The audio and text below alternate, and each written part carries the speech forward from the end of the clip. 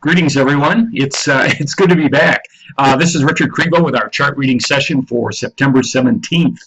It's been well over a month, about 6 weeks since my last video, and I had some major hard drive issues that got resolved, and I also took several weeks off to do some traveling and catch up with family and friends who are at a bit of a distance from me. And now that Labor Day is behind us, summer is officially over, and majority of traders are back on the desk increasing liquidity. The markets are more likely to develop a bit of tempo, a bit more rhythm going forward. And that being said, I also wanted to wait till later this week to put out a new video until after the Fed made the interest rate announcement today, as that can be a market-moving, market-changing type of event. Regarding the charts that I will be using, for those of you that might be new, if you have any questions about the indicators that I use on my charts or why they're set up the way they are, please refer to the video dated May 11th, and it's entitled Chart Tutorial. That'll give you an explanation. If you still have any questions, feel free to email me at rkrivofx@gmail.com. You could also follow me at Twitter at rkrivofx is the Twitter handle. Now, remember, these charting drill downs that I do are designed to identify higher probability trading setups. And any of these setups that you look at or that I provide to you in these sessions here, by no means should be interpreted or taken as an indication that they will ultimately turn into a winning trade. That's not the case. Trading, if you've been following me for any length of time at all, you know it's all about probabilities. Identifying a trading edge to provide us with a higher probability trading opportunity. And the more of those edges we identify, the greater the likelihood will be that we will be net profitable, balancing out all our winning trades and our losing trades. We'll be net profitable at the end of a week, a month, a quarter, a year. The greater the likelihood of that is going to be by using this type of a trading analysis. Now, with that, let's take a look at our disclaimers. Trading foreign exchange involves significant levels of risk, may not be suitable for all investors.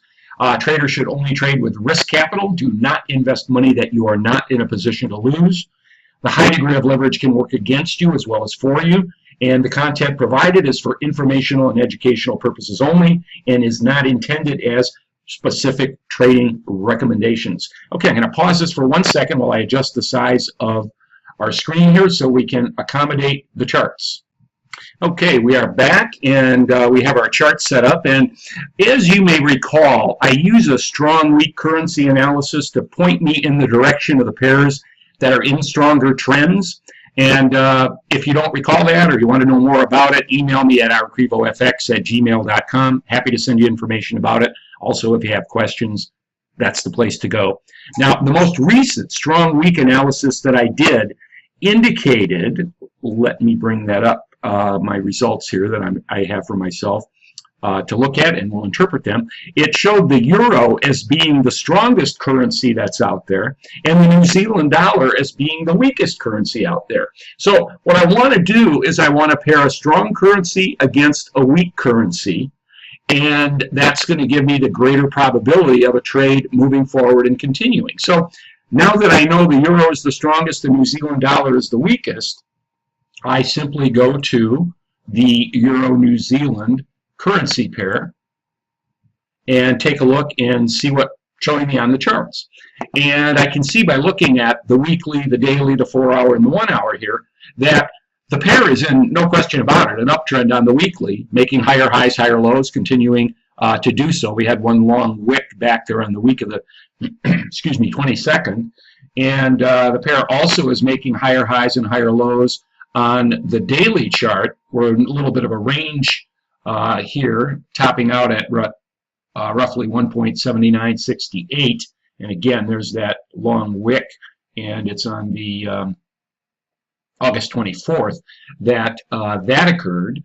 So if we are interpreting these weekly charts and daily charts correctly, they're showing uptrends, open buys. And that means on the lower time frame charts, I'm only looking for buying opportunities. So if I go down to a 4-hour chart, I see a couple things here that kind of perk my interest.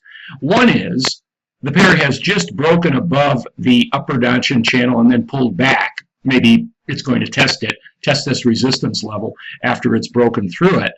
But what I'm also noticing is slow stochastics let me increase the size of this chart. Slow stochastics is moving smartly to the upside here with increasing angle and separation, indicating that momentum is likely, not guaranteed, but likely. There's a greater probability that it's likely to continue to the upside. If that's the case, then my price action has a chance to move up about 566 pips here. That's something I'm interested in. I'm a little put off by the fact that we've got this really long wick here that was put in place likely by, I didn't research to see what the announcement was, but likely an announcement that occurred back there on the 24th of August there. So if I were interested in getting into this trade, I'm looking at this upper Donchian channel here, which is at roughly 8012, 1.8012, right around in that area. And what I would do is I'd set a price alarm for if price action went back up to that level and broke through that level, then I might be interested in taking the trade at that point. That's the way I would determine an entry. What I'm looking for when that price alarm hits is some of the things I would be checking to see is, okay, is the euro strong across all currency pairs that I monitor? The top 28, the most widely traded 28 currency pairs. Is the New Zealand dollar still continuing to be weak across the board? If that's the case, price action has a higher probability to move higher on that particular pair. Okay, let's take a look at another pair. The euro, obviously, we said was the strongest. Let's go to the Aussie dollar because the Aussie dollar is the second weakest currency that's out there. So let's go to the euro Aussie. Which is right there on our charts. And we're going to have a similar thing because the Aussie and the New Zealand kind of mimic each other a little bit. So we've got an uptrend here on the weekly chart. We've got an uptrend here on the daily chart because we can see higher highs, higher lows. Price action has taken out the upper channel, has not yet come in contact with the lower channel. That would kind of negate the open buy scenario on the Donchian channel strategy. Now, on this particular pair, on the 4-hour chart, the trade has not kicked off. In other words, it hasn't taken out the upper channel yet. It has on the 1-hour chart. So I'd be interested in looking at the 4-hour chart. I'm going to do something similar.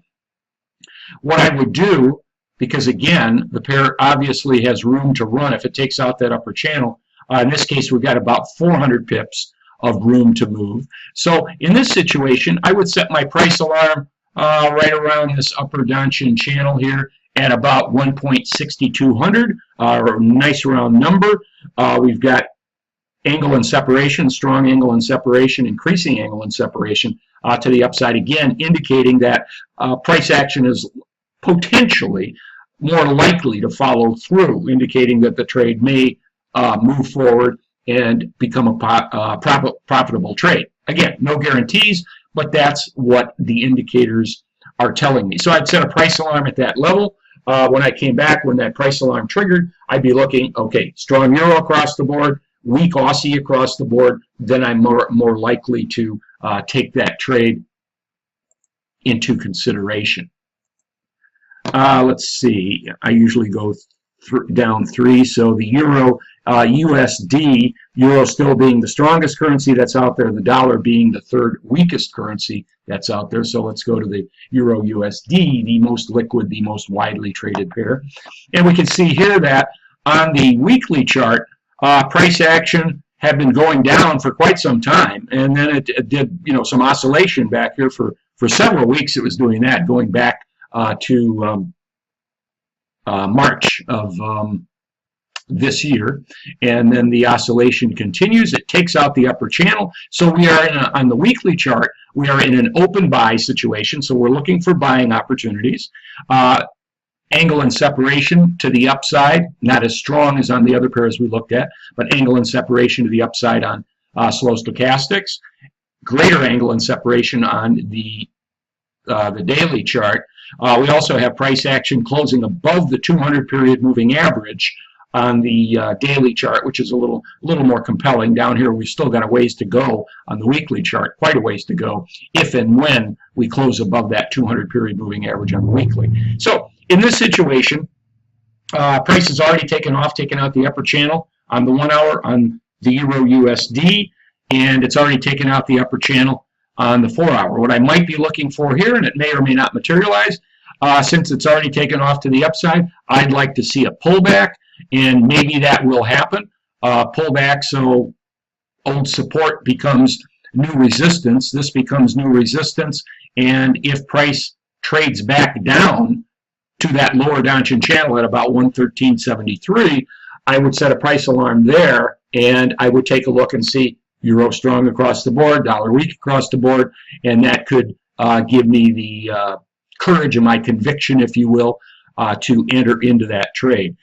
We've got some modest angle and separation on the 4-hour chart on slow stochastic, indicating there is some potential to the upside. Now, we said the New Zealand dollar was the weakest currency, and we paired it up with the euro. Let's pair up the New Zealand dollar with the second strongest currency, which is the Japanese yen, as of our strong weak analysis. So that being the case, we'd be looking at the New Zealand yen to see if that presents us any trading opportunities.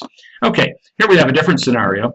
We've got, again, New Zealand dollar being weakest, so we expect the pairs to be moving down. And we can see here lower highs, lower lows on the weekly chart. Slow stochastics is below 20, which gives us more of a feeling that that bearish momentum might continue. We're also below that 200, I said. We've got lower highs. The pair is oscillating a bit on the daily here right now, but nonetheless, it took out that lower channel, kind of in a neutral posture here on slow stochastics, right in the middle. Between 80 and 20. So because of the setup of the longer term charts, the weekly and the daily, we're looking only for selling opportunities on this particular pair. And in this situation, on the 4-hour again, see it's kind of neutral, right in the middle, but look at this. Strong angle and separation to the downside here on slow stochastics. Doesn't guarantee anything, but it shows us there's pretty strong downside bearish momentum. So what I'd be looking for here is set a price alarm at about 74.47, roughly in that neighborhood, you know, give or take 5 or 10 pips either way. Set a price alarm there and then come and check out the charts. If it breaks that level, potentially it's got the opportunity to drop a couple hundred pips. Again, we've got this long wick we have to deal with. The price action on the pairs going forward is going to sort itself out. Right now, these wicks are a little bit of a source of concern. They're valid price levels because price did in fact trade there, but they're not as compelling price levels as if this long wick here would have been a full candle all the way down to the bottom, or if this wick here would have been a full candle. Wicks are nice for some things, like stop placement, things of that nature, but they can be a little bit dicey when you try to interpret them in other areas. So this is one of the reasons I wanted to wait a little bit in case anything dramatic happened with the Fed announcement today, that things would kind of have shaken themselves out a little bit. But then again, it's only been, what was it, that announcement came out at 1 o'clock, so it's only been about 3 or 4 hours since that came out. Let's see if we've got time here for one more pair. Let's look at the New Zealand Swiss, the Swiss franc being the third strongest currency that we have out there. And because it's paired with the New Zealand, we're going to see some similar type of setups, and we do. Selling opportunity, and so we move down to the lower channels. It's already, price action has already kicked off on the 1 hour, and so I'd be looking here, I'd be setting a price alarm at maybe 60.65, maybe a little less aggressive at 59.98, and just check and see what's going on there. Here again, we can see slow stochastics, angle and separation open to the downside. Okay, so we're approaching our 15-minute time limit. Again, so glad you could be here. So glad I'm back, kind of back in the saddle again. I miss doing this.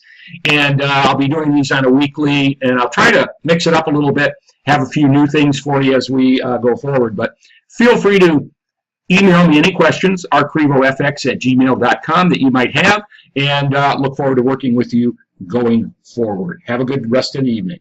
Bye now.